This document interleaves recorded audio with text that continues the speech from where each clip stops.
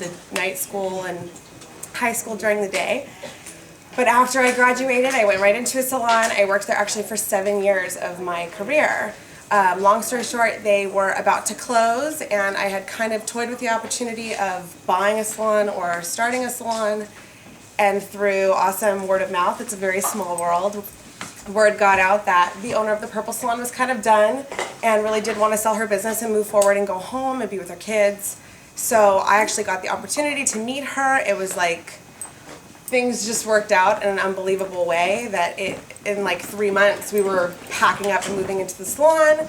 We demoed, started completely over, have given it a facelift. I will be 25 in May. I'm only 24 years old, and I'm very excited that I'll be having my first grand opening of my first salon on top of a 25th birthday. Lauren, actually working really hard. We've done a lot of photo shoots together. Obviously weddings are always fun to travel, and you never know. I can show you guys just a few different ways of doing ombres, and balayage is coming in right now. Balayage is a great way to do ombres too. There's the regular balayage for highlights, balayage ombres, or you guys could do the teasing effect. So we'll show you a few different ways to do today. Going through the consultation, you can explain to them what to expect, what not to expect the first time. A lot of times your clients come in and they're like black hair and want to be blonde, and you got to tell them it's not going to happen that day. Like, that's just the way it is. Unless they want to walk out with no hair on their head, they could go for that style too. But I mean, if they're trying to be blonde, I mean, a few clients of mine have had really dark hair. It takes a process, and if someone's not really committed to the process, I mean, to a point you can kind of go with what they're trying to do, but at some point you kind of got to stop because you're the professional, you know what the consequences are to everything, so you got to tell them no, and don't feel bad to tell somebody no, or just explain to them why it's not going to happen that day.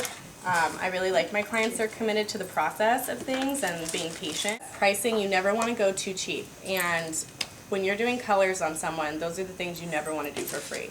When you get new clients in, like photographers, models, or fellow makeup artists and stuff like that, those are the people that are going to go out and they have those like benefits on the weekends, the mingling cocktail parties, and people are always going to be looking at them like, who did your hair?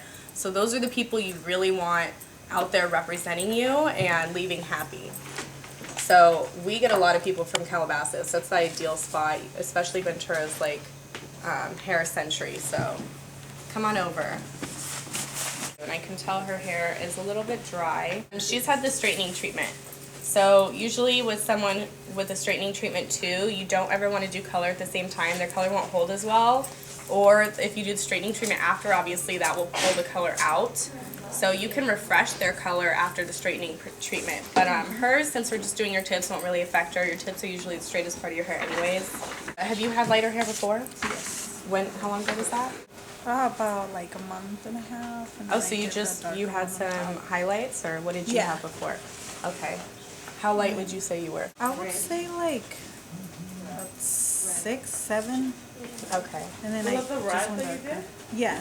And then I try to strip the red to put in the darker color. Okay, so she's probably going to lift a little bit warm. Which is fine. For her, I see that she has her side bangs, and then her layers start right here. So you never really want to go into the bangs. It's kind of awkward that way. So I'm probably just going to bring hers up to here, just kind of lighten her tips to give more of a natural effect. I'm just going to part it right behind her ears like you would a haircut. And you'll travel up the back.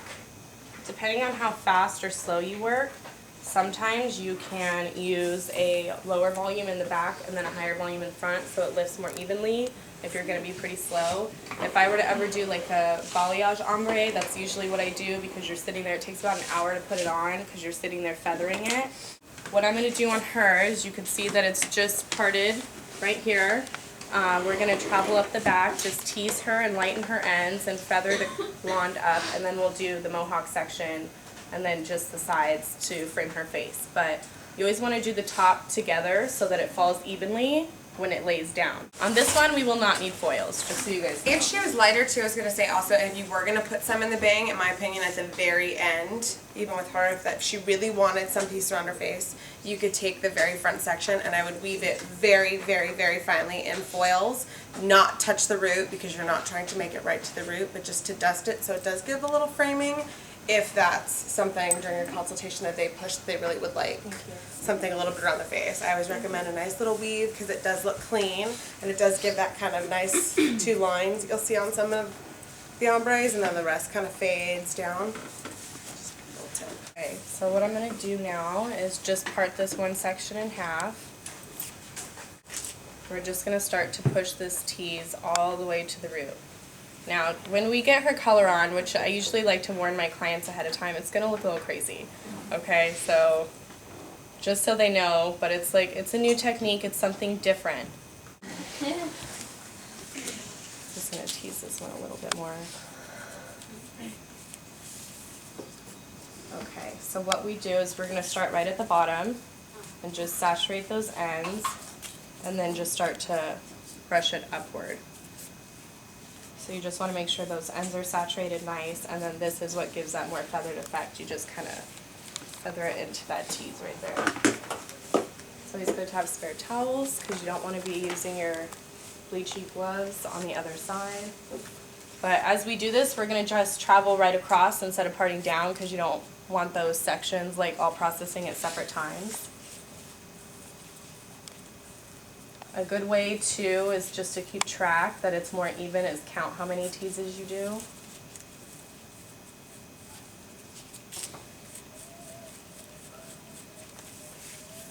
When you guys are first learning and doing new things too, take the time, don't rush, don't get stressed out, take the time to really be patient with it. You so can you think really it see what through you've and done. watch what you're really doing. Yeah. Less errors tend to happen that way. But Miss Krista here is the one who taught me my first ombre. And till this day, she still has it. So my best friend who had virgin hair, so it was like a really good person to first start off with. When someone has already had colored hair like her, it's something you really got to think about as to what color they had. Like she said she had red before, so you obviously want to take that into account that she's going to lift red, because that's still underneath there. It's always a judgment call, it just depends. 20 is always safe. People always get so quick to throw, and sometimes they just blow the hair for no reason when they're only going for a certain amount of lift anyways. Again, patience. Something like this is tedious, so it's going to sit on the hair for a while, so you have to take that into account as well, where those first couple sections that you're doing, it's going to sit on there for a long time as you work around the head. So if you're throwing 30, 40 on there, I mean, it's going to lift quick. A lot of the time, anyways, I've seen them, is that with higher volumes or 20 that you guys end up going to the bowl and washing the lower half off anyways? Our other hairdresser that we work with tends to use one volume all over, so she'll usually wash the back off first and then just wait till the front processes to that point and then just tone it all together, which helps it too. I think doing maybe like 30 in the front, 20 in the back. Right, okay. To help.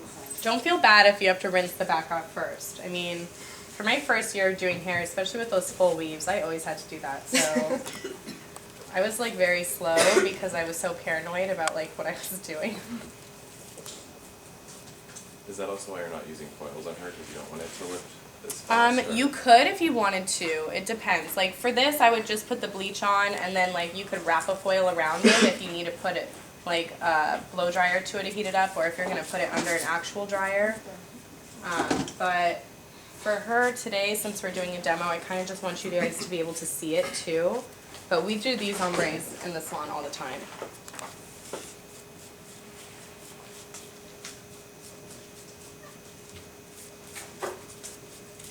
You just want to make sure those ends have the even saturation, just to make sure that those will actually lift and be the lightest part of the hair.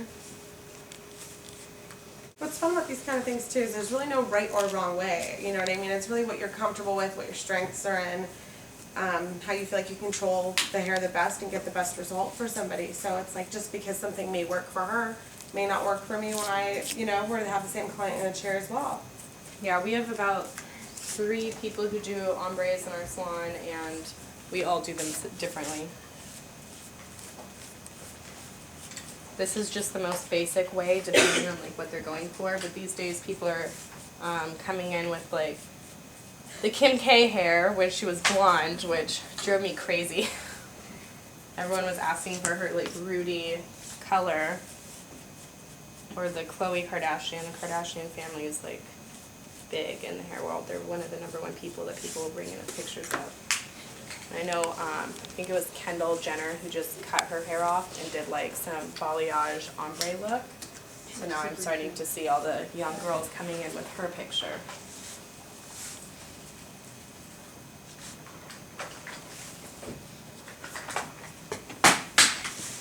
As you can see, this is just a really fast process. You're just moving up the head. And what I do first is just divide the sections, just so I can move across the board quickly.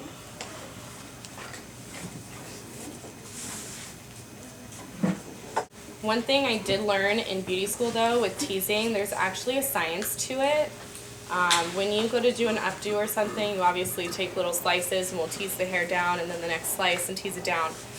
All those sections, even if if you end up teasing them together, tend to stay separate. So when we go to wash her hair off, especially with her hair because it's thicker, it won't be so hard to brush it out if you just find those little sections, pull them out and brush them out one at a time.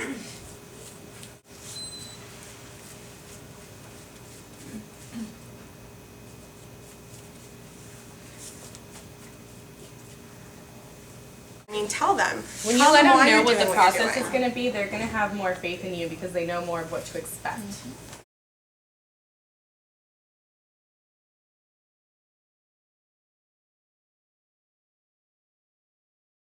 A lot of my girls too, to educate your clients on sometimes less is more. I'd rather start slow with you and keep adding than make you too blonde and have you damage your hair and cover it back up. I'd rather you love it right now and want more and be a simple another appointment. And especially if it's a first time client and they're new to you. And I've always told the girls too, like personally with my clients, if I've done something, I'll tell them, you know, I'd rather go a little bit subtle than jump into it right away. And if you want more, I'll brighten it up a little bit on me. You already paid for the service, but I'd rather that and have a client now that's going to be with you for life because they trust you, you delivered, they're very happy. And you corrected something while you were there, you know. The more teasing, the more hair is going to be pushed to the root, which means the more blended it's going to be once you brush it out. One girl did her ombres a little bit differently in our salon and saw our technique, and well, we've been doing different techniques lately, but she saw this one and had never done it before, so she tried to go for it and didn't tease it enough. So this girl, her client, kind of had that line of the dip dye effect. You've all seen those, they do not look good. No, and don't let your clients or anybody try those boxes. The ombre box does not work. I've seen a girl who had it done, she did it herself. It is so ugly. Do you have any suggestions on how to untangle? Untangle? Like I was saying earlier, it does look a lot scarier than it is. It also depends on your client's hair. We had an ombre in the other day. The girl had really fine hair, and that's not really something you want to tease or maybe try a different technique for. You can always tease it and push it to the root, and then you'll paint the ends like you saw me doing, and then balayage the top of it. So you kind of want to start at the bottom and feather it up, never pushing the product all the way through the hair, you're just hitting the surface of it. So that way you won't have so much of a tangle at the end. She has really thick hair, so it's going to probably brush out like really easily. But what I was saying was you want to go to those sections. When you wash the hair, you'll still be able to see those separate sections where you teased, and you want to brush those out individually. You never want to try and brush this whole hair out all at once. Well, because that's like what every time that I do it, I do it by section, but it seems to be like take a lot longer than like it should. Well, it's going to take some time. You know what, again, Yeah. the patience, it's going to take a long time. And again, forewarning your client, this whole thing that I'm going to do to you, your hair is going to come out of a mess. So they don't get out and go, oh my God. Look at First my time rat's they're looking at their nest. hair, they're like, okay, I've here we heard go. those. And then you give them the whole pain is beauty, girl. Like, this is what happens if this is what you want. Sometimes this is how you gotta. Is there a certain brush or certain anything like? The wet brush. The wet brush is The really wet good. brush is like the best to brush out wet hair. They sell them like pretty much everywhere right now. It depends on the client too. One of the clients that we had, it took literally almost an hour to brush her out. That was the thin-haired client the other day. Yeah, and Way it too does much. help sometimes if that's the case and they are out and you already did do a conditioner. at your station, apply a conditioner, foam it out. If you have to, take it back and rinse it out again. Yeah, I That think way- we used a whole bottle of detangler on her that day just because she was so badly knotted. Another thing too, don't show your frustration behind the chair. One of the girls right now, the ones Is that having were trouble with that, training, yeah. she gets really frustrated and she says it out loud in front of the client, like, I'm never doing an ombre again, or something like that. Don't say those things. You may feel them. Keep that face on. You're gonna have moments of frustration where you feel defeated. It's just a part of. You gotta stay in your beast mode. Like, if you go to the bathroom and cry, whatever, wipe your tears off, go out there and finish your job. Like, so you can see right now, I already did the back. It looks a little crazy. We did the mohawk, which is forward, and it's just laying down. You can already see her ends are starting to lift even with the 20 volume. What I'm gonna do right now is I'm doing my side sections. So what I like to do is hold it, like you want to over direct it. Over directing is a great like tip for anything, whether it's haircuts, but over direct it to the face and tease it like this, so then it'll fall nicely when it's going back. Around the face is where you want to go a little bit closer to the scalp or something, so you get that more of a effect where it's higher up here and it goes lower, so the crown area is a little bit darker. And where did you know where to stop? Like where the jawline is? Yeah, because right now I'm going to go a little bit above that, but once it's brushed out, it'll probably be down here. It really helps too when you're working on clients. Sometimes take a second, just step back, look at them. Do you know what I mean? When you're working really Usually, close yeah. on something, it's hard to.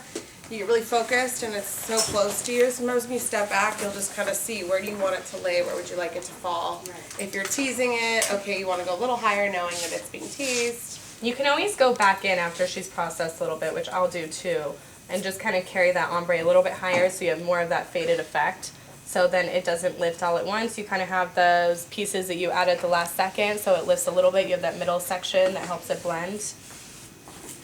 Especially now, I don't know if we said too, we did bump it up to 30, a little bit more than halfway through the head so that the front is processing around the same time as the back. And I'm sure she'll go back to 30 volume and just kind of dust the all of ends, the ends again, because that is where you want it to be the lightest.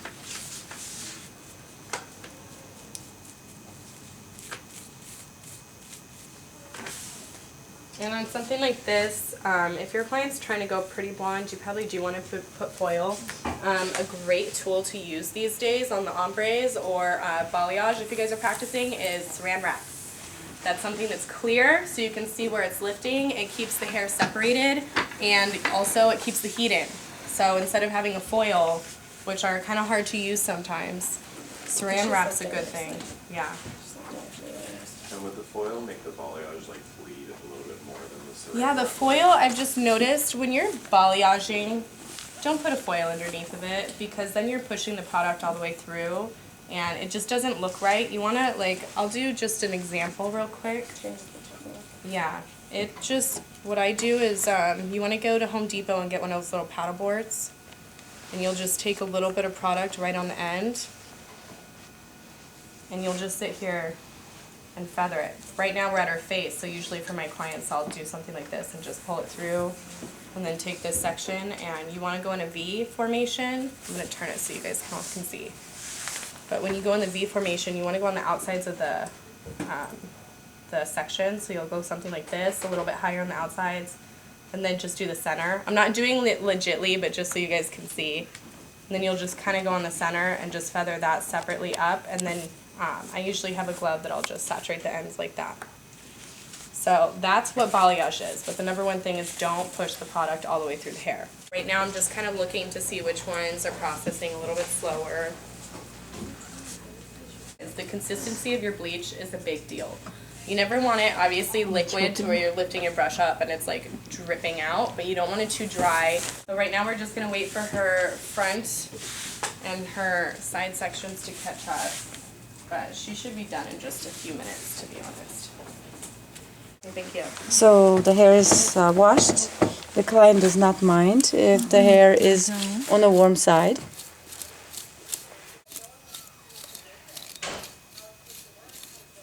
But brushing her out the shampoo bowl right now, just so you guys can see that nice faded line. So we're mixing 5 volume peroxide with an ash violet base.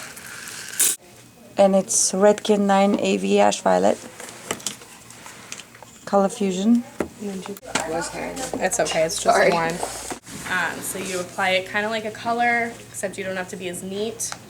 And then you just kind of let it process up to the point that you think it looks good. So right now, she does have wet hair, but it's pretty towel dried, so it's okay. We're just going to go through and mostly apply just to her ends, where we put the ombre.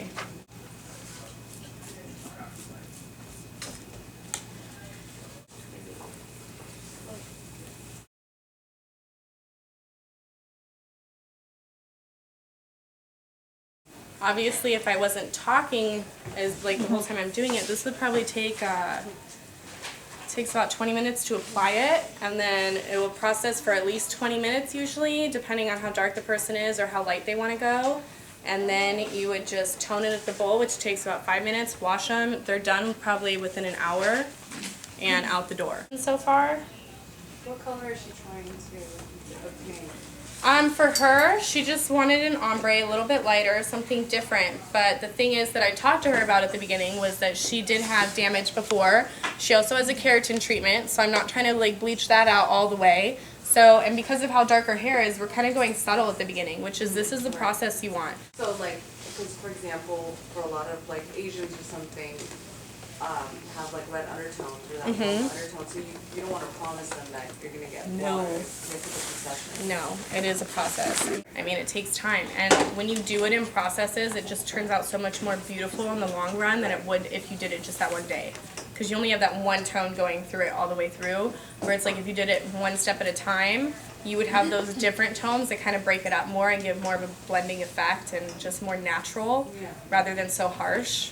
And people would start to see it over time. When you go home and you get your hair done, it's like, oh, your hair looks a little bit different. What'd you do? And then it's like more and more. It's like, hey, is the sun lightening your hair, like, or something? It like it's not like you came home one day and was just like, vavoom, like bleached out hair, destroyed ends, can't style it. Her hair is actually a lot less red, which is good. Alright, I think we're going to wash her off really quick, and we'll come back and let you guys see it. The color actually works perfectly. Yeah, it looks really good.